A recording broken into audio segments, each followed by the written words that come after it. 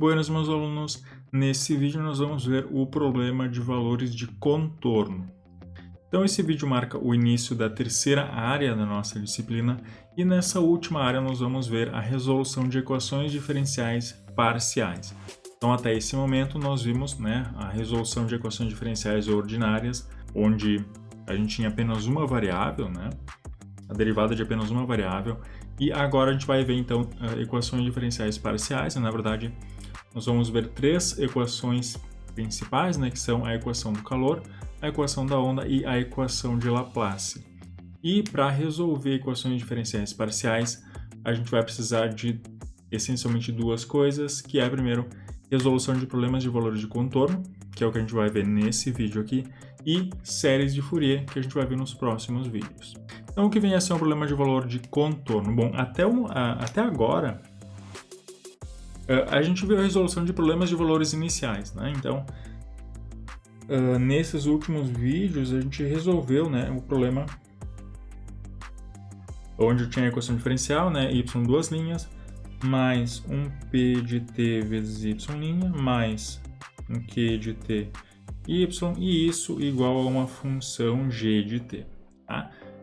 Então, a gente viu a resolução dessa equação diferencial aqui e as condições iniciais, que é y num ponto t0, isso é igual a um valor y0 e y' nesse mesmo ponto é igual a um certo valor y0'. Então, isso daqui, esse problema aqui, é o que a gente chama de problema de valor inicial. Então, eu tenho a equação diferencial e eu tenho as condições iniciais para essa função em um determinado ponto t0. Então, em t0 eu tenho quanto vale a minha função e quanto vale a derivada dessa função nesse ponto. Então, se eu pensar que essa função representa, por exemplo, a trajetória de uma partícula, então as condições iniciais são a posição inicial dessa partícula e a velocidade inicial dessa partícula. Tendo essas duas informações, eu consigo então determinar qual é que vai ser o comportamento dessa partícula.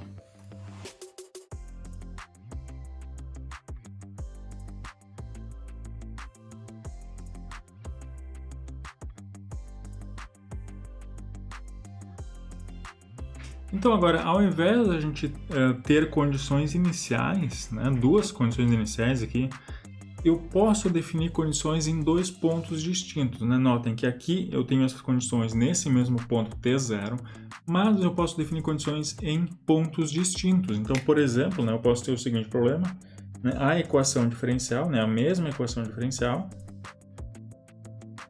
e só que agora eu vou ter as condições iniciais, y de alfa, isso vai ser um valor y0, e y de beta vai ser um valor y1.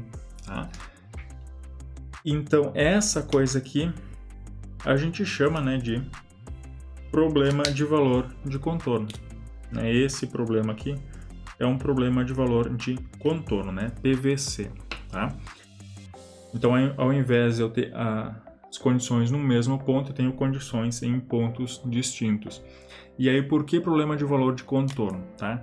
Esse problema aqui ele vai aparecer depois, quando a gente estudar, por exemplo, a equação do calor, em que eu vou ter lá uma barra, pensa numa barra unidimensional aqui. Essa barra vai ter um comprimento L, digamos assim, e se eu colocar aqui um sistema de coordenadas, na verdade, se eu colocar aqui um sistema de coordenadas, tá? Essa barra, então, ela vai começar aqui em x igual a alfa até um ponto x igual a beta. E aí a gente vai definir, então, se aqui em x igual a alfa a temperatura dessa barra é tanto, e aqui em x igual a beta a temperatura é tanto, como é que vai ser a distribuição da temperatura ao longo dessa barra. Então, por isso, condições de contorno. Eu estou dando as condições no contorno dessa barra, dessa região aqui, e eu quero saber o que está acontecendo no meio dela.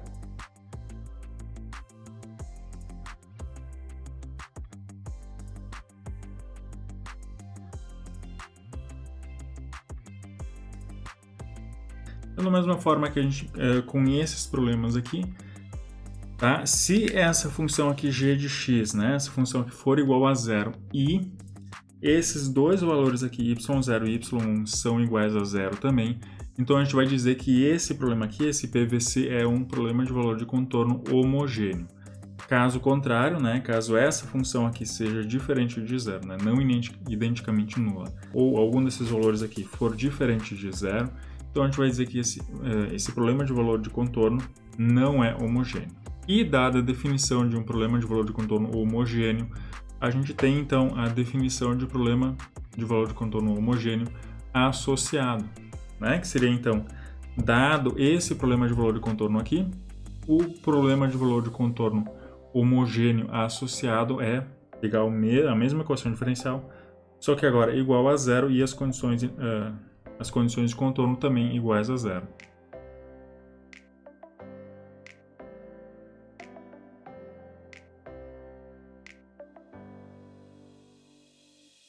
Igual a zero aqui e as condições também são iguais a zero nesses mesmos pontos aqui.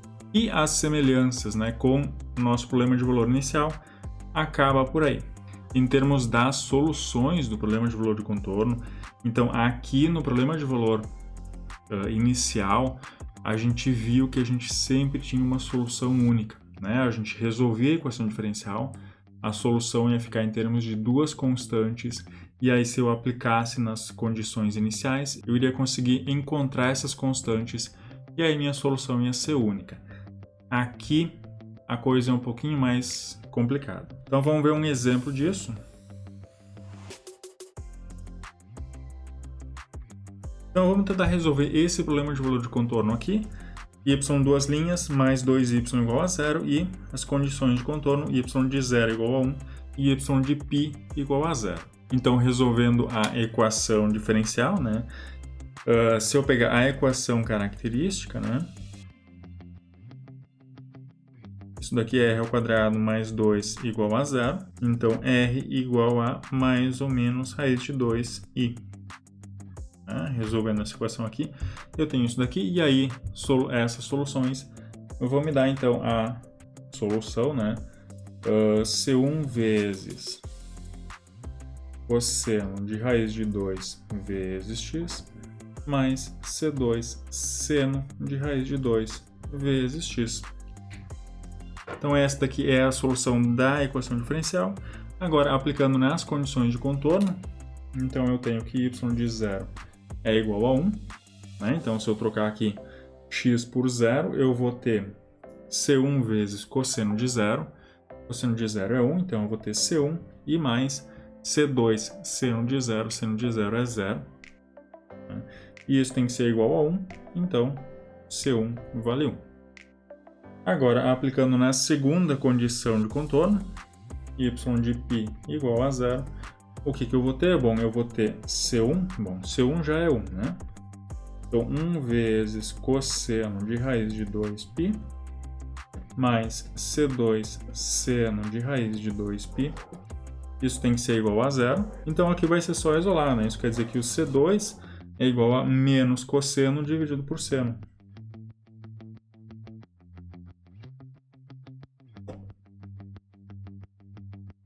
E isso é a mesma coisa que a cotangente de raiz de 2 vezes π. Né? Então, isso quer dizer, não, o C2 é isso, então, portanto, a minha solução em y de x, ela é C1, que é 1, né, vezes cosseno de raiz de 2x, e mais C2, que é menos cotangente, raiz de 2π, vezes seno de raiz de 2x. Então, até aqui, nada de diferente. Né? A gente tinha a equação diferencial, as condições de contorno, a gente resolveu a equação diferencial, a solução ela fica em torno de duas constantes arbitrárias, e aí a gente aplicou nas condições de contorno, né, para encontrar quem são essas constantes, e aí aqui está a minha solução, né, minha função que satisfaz esse problema aqui. Agora vamos ver mais um exemplo.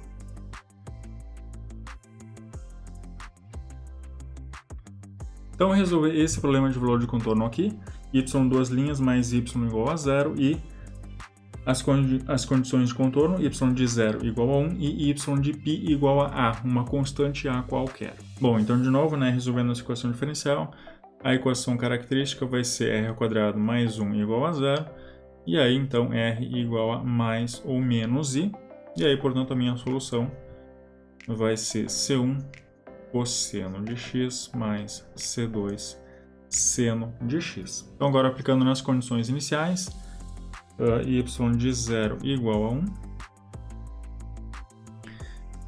Então, bom, quando eu substituir x por 0, eu vou ter C1 vezes cosseno de 0, que é 1, e mais C2 vezes seno de 0, que é 0, e isso tem que ser igual a 1.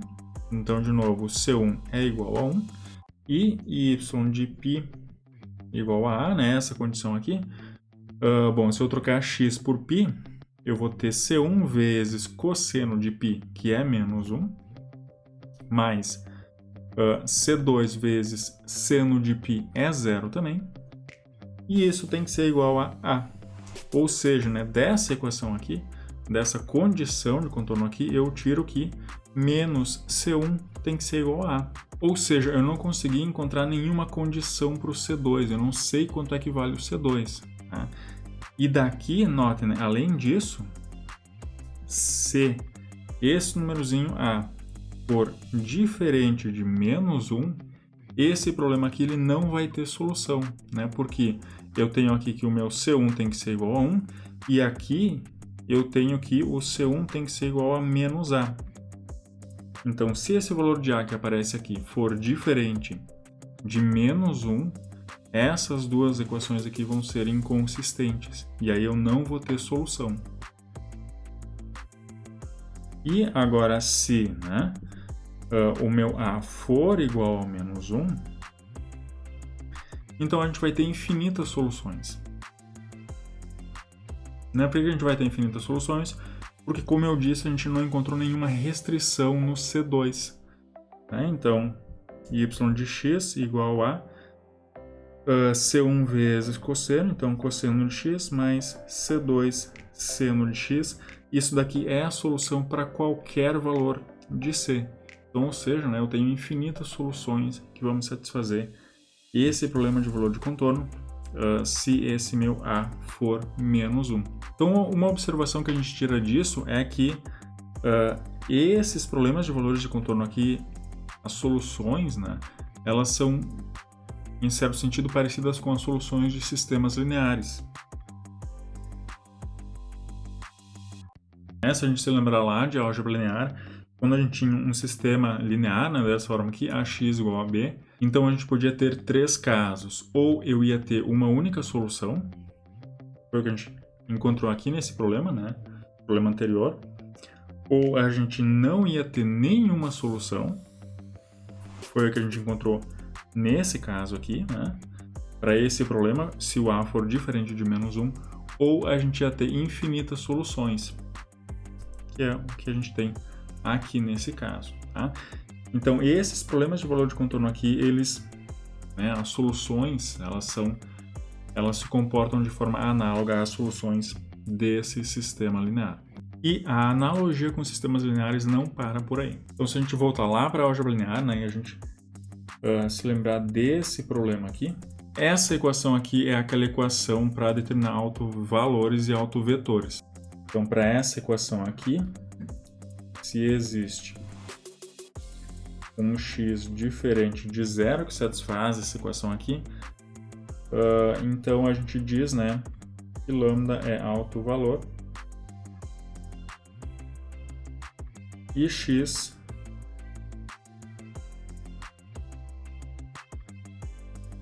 é um autovetor associado a esse autovalor aqui. Notem que para esses problemas que a gente resolveu aqui, a gente também tem algo bem parecido. Eu tenho a minha equação, ela era y duas linhas mais um lambda vezes y, e isso igual a 0. E a gente viu que para determinados valores desse lambda, e as condições de contorno, eu ia ter uma solução ou não. Então, aqui, se existe uma função y de x que satisfaz essa equação aqui, Então, a gente vai dizer que lambda é um autovalor desse problema aqui. E essa função que eu encontrei, y de x, né, que satisfaz isso daqui, é uma autofunção desse problema. Na verdade, é a autofunção desse problema associado ao autovalor lambda. Tá? Então, não vai ser autovetor, porque não é um vetor, é uma função. Né? Então, aqui para esse problema eu vou ter autovalores e autofunções. E aqui, claro, essa solução que eu estou falando aqui é uma solução diferente de zero, né? Diferente da função nula, porque a função nula ela satisfaz isso daqui. Né? Se eu pegar função y constante igual a zero, ela vai satisfazer essa equação para qualquer valor de lambda. Então, eu estou falando aqui de uma função diferente de zero. Tá? A mesma coisa que aqui, né? X igual a zero, vetorzinho nulo, satisfaz isso daqui, mas a gente vai ter um autovalor, né, autovetor, se existe um x diferente de zero.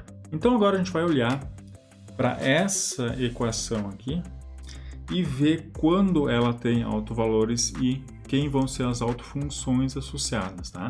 E a gente vai olhar particularmente para essa equação aqui, porque é ela que vai surgir mais para frente quando a gente resolver as equações do calor, da onda e de Laplace. Então, para estudar essa equação aqui, a gente vai dividir ela em 3 casos. O primeiro caso é quando lambda é igual a zero. Tá? Então, se o meu lambda é igual a zero, né, como é que vai ficar essa equação aqui? Bom, eu vou ter y duas linhas igual a zero, né? Assim, essa equação e as condições de contorno homogêneas, né? Ou seja, y de zero igual a zero e um y de L igual a zero, tá? É esse ponto que eu posso considerar como sendo zero, tá? Por que eu posso fazer isso? Bom, se eu pensar lá no problema da minha barra, né, que eu tinha falado antes, ao invés da minha barra, né, eu colocar ela aqui em x igual a alfa e aí até beta, bom, eu posso simplesmente deslocar o meu sistema de coordenadas, né, assim, e aí agora esse ponto aqui vai ser um zero e esse ponto aqui vai ser um L, que é justamente o comprimento dessa barra. Então, eu posso fazer isso daqui sem problemas, né? Isso é tão geral quanto colocar um alfa e um beta aqui. Então, vamos resolver esse problema aqui e ver, né, se para lambda igual a zero eu tenho alguma autofunção associada ou se lambda igual a zero é um autovalor. Então, para essa equação diferencial aqui, isso é bem fácil de resolver, né? É só integrar duas vezes. Então, eu vou ter que y de x é igual a uma constante C1 vezes x mais uma constante C2. Então, agora aplicando as condições de contorno, né, y de zero igual a zero, então eu vou ter, né, quando x for igual a zero, eu vou ter aqui C2, e isso tem que ser igual a zero, e y de L igual a zero, né, isso quer dizer que, bom, C1 vezes L, isso tem que ser igual a zero, né, o meu C2 eu já sei que é zero. Então, como L é diferente de zero, supondo isso, na verdade, né, são pontos diferentes, então esse L tem que ser diferente de zero, isso implica então que C1 é igual a zero. E aí a única solução que eu encontro aqui é a solução constante igual a zero, tá? O que já não é uma autofunção. Né? Então, para lambda igual a zero, a gente não tem autofunções, né, diferentes da função trivial, né, da solução trivial. O segundo caso que a gente vai olhar é para lambda menor do que zero. Tá? E se lambda é menor do que zero, eu posso escrever lambda como sendo um menos, né, menos algum mi ao quadrado, onde esse mi eu vou supor que é maior do que zero. Tá? Então, por exemplo, né, se lambda é igual a menos 4, esse lambda vai ser menos 2 ao quadrado, né? Então, o mi aqui seria o 2. Muito bem, então, né, supondo lambda igual a isso daqui, como é que vai ficar o meu problema de valor de contorno? Vai ficar y duas linhas, menos mi ao quadrado y igual a zero. E as mesmas condições de contorno, então y de zero igual a zero e y de L igual a zero. Então, para essa equação aqui, né, como é que vai ficar a equação característica? Vai ficar r ao quadrado menos mi ao quadrado igual a zero. E aí as soluções r igual a mais ou menos mi. E aí, portanto, a minha solução vai ser C1 vezes E na μx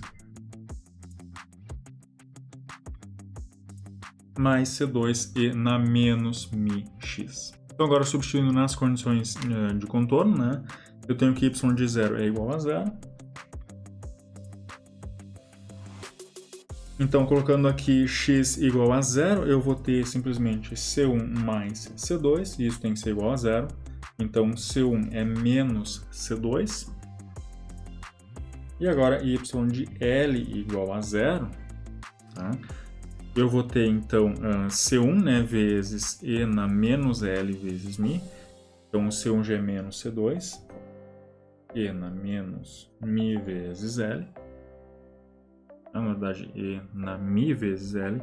E mais C2 E. Agora sim, na menos μ vezes L, né? Troquei o x por L aqui. Então, isso daqui é a mesma coisa que C2, que multiplica E na menos μ L. E menos E na μ L. Então, para satisfazer essa condição de contorno aqui, isso daqui vai ter que ser igual a 0. Então, né, ou isso daqui é igual a 0, ou essa coisinha aqui é igual a 0, tá? Isso daqui não vai ser igual a 0. Isso daqui é diferente de 0. Tá? Não importa o valor de μ ou o valor de L. Isso daqui nunca vai ser igual a 0. E fica de exercício para vocês demonstrar isso. Então, né, se isso daqui é diferente de 0, a única saída que eu tenho é C2 ser igual a 0. Então, isso implica que C2 é igual a 0. E aí, de novo, né, a minha solução, a única solução que eu tenho é, então, né, C2 igual a 0, e, portanto, o C1 também vai ser igual a 0. Ou seja, a minha solução é a solução nula ou a solução trivial desse problema. E aqui, de novo, eu não vou ter autofunções. E, finalmente, vamos analisar o último caso, que é quando o lambda é maior do que 0. E aí, da mesma forma, né, se lambda é maior do que 0, então eu posso escrever lambda como sendo um μ ao quadrado, onde esse μ é maior do que 0. Então, eu estou fazendo isso só para não ter raiz aqui nas minhas soluções e complicar um pouquinho as contas, né? Só por isso. Então, se o meu lambda é maior que 0, né, o lambda vai ser isso daqui. Então, o meu problema, né, vai ficar de novo y duas linhas mais μ ao quadrado e y igual a 0 e as condições de contorno. Então, de novo, né, a equação característica, isso vai ser r ao quadrado mais μ ao quadrado igual a 0. E aí eu tiro, então, que r igual a mais ou menos μ vezes i.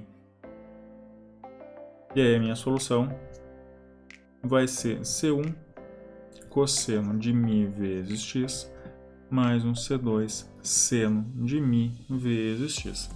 E aí, de novo, né, aplicando nas condições de contorno, então μ de 0 igual a 0, isso quer dizer, então, né, que quando eu trocar x por 0 aqui, eu vou ter C1 mais C1 vezes cosseno de 0, que é 1, mais C2 vezes seno de 0, que é 0.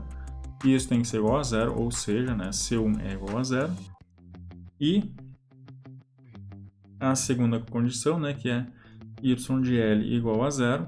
Então, y de L, né, eu já sei que o meu C1 é igual a 0, então eu não vou ter esse carinha aqui. Então, isso daqui vai ficar C2 seno de μ vezes L, e isso é igual a 0. E aqui, de novo, né, ou isso daqui é igual a 0, ou isso daqui é igual a 0, né? Num produto, o produto só vai ser igual a 0 se um desses caras, né, pelo menos um, for igual a 0. Então, se eu escolher C2 como sendo 0, como eu já tenho isso daqui, de novo eu vou ter a solução trivial. Então, eu vou supor que C2 é diferente de 0.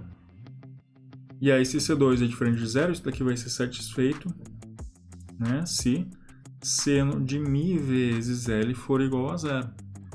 E aí, isso daqui tem solução, né? Quando é que o seno vai ser igual a 0? Bom, quando o argumento aqui for um múltiplo de π, né? Então, isso daqui vai ser igual a 0 se μ vezes L, né, que é o que eu tenho aqui dentro do seno, for igual a um n vezes π. Para todo n igual a 1, 2, 3 e assim por diante. Notem, né, que aqui eu estou excluindo n igual a 0 e os valores negativos de n, porque, né, para esses valores o meu μ ele vai ser igual a zero ou negativo, o que não é o caso, né? Eu estou supondo que o mi é estritamente maior do que zero. Então, se eu tenho isso daqui, bom, né? O meu mi, ele vai ser nπ sobre L, né? Para n igual a 1, 2 e assim por diante. Então, ou seja, né? Se o meu mi, ele vale isso daqui, isso implica então que o meu lambda, ele vai ser igual a, bom, né? O lambda é mi ao quadrado, então isso daqui é n ao quadrado, π ao quadrado sobre L ao quadrado, para todo n igual a 1, 2, 3 e assim por diante. E, então, para esse valor de lambda aqui, eu vou ter solução, o meu problema, né? Na verdade, esse carinha aqui vai ser um alto valor, e a minha autofunção associada vai ser essa daqui, né? Vai ser seno de mi vezes x, então mi é nπ sobre L vezes x. Então, né? Quando o lambda for positivo, se lambda tiver algum desses valores aqui, né, para n de 1, 2, 3 e assim por diante, ele vai ser um alto valor e a autofunção associada vai ser essa daqui. Né? E aí, como esses valores de lambda e dessa função aqui dependem desse n, eu vou colocar subíndices n aqui, né, para dizer que esse valor de lambda depende de n e a minha solução também depende desse valor de n. Então, né, para esse problema aqui, né, y duas linhas mais lambda y igual a zero e y de 0 igual a zero e y de L igual a zero, tá? Eu só vou ter soluções não triviais se, né, na verdade, eu estiver nesse caso aqui, né, se acontecer isso daqui, né? O meu lambda for igual a isso daqui, para algum valor de n, e aí a minha solução vai ser isso daqui. Então a gente vai ver depois, né, que para resolver esses problemas que eu tinha falado antes, a gente vai precisar escrever, né? Na verdade, a gente vai precisar resolver problemas de valores de contorno dessa forma aqui, onde as soluções são isso daqui. Mas, pelo princípio da superposição, na verdade, se isso daqui é uma solução, qualquer combinação linear dessas coisas aqui também vai ser solução. Ou seja, eu vou precisar lidar com expressões da forma, né, o somatório de n igual a 1 até infinito, de 1 a n seno de n πx sobre L. Tá? E aí, na verdade, isso daqui vai ficar como uma introdução para a série de Fourier, né? Que é, na verdade, uma expressão nesse formato aqui, A0 sobre 2 mais somatório de n igual a 1 até infinito, de AN cosseno de n πx sobre L mais um BN seno de n πx sobre L. Tá? Então, na próxima aula, isso daqui é a série de Fourier de uma função. Então, na próxima aula, a gente vai ver como é que a gente pode escrever uma função nesse formato aqui.